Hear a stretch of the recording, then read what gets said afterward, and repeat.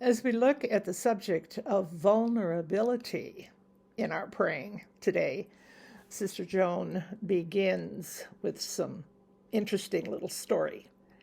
One is a bit of wisdom from the Hasidic Jewish wisdom, which says the only true prerequisite for prayer is a broken heart. I desire to learn how to pray, the disciple said to the Holy One.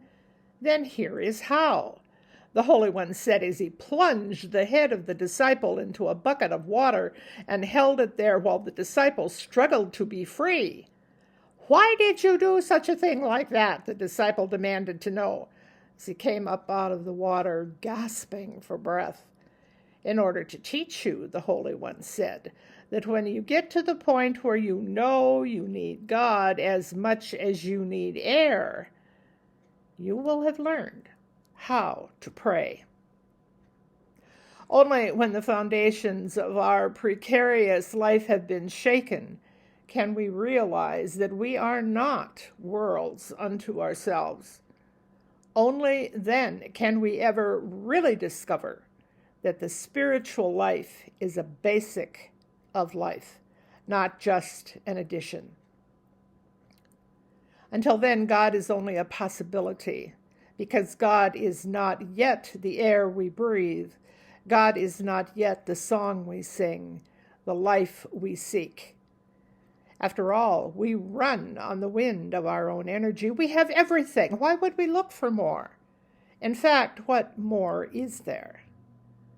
The truth is that it is pain and need and vulnerability that lead us directly to God. Then we do not need to practice prayer. Then we become a prayer. We throw ourselves on the heart of God.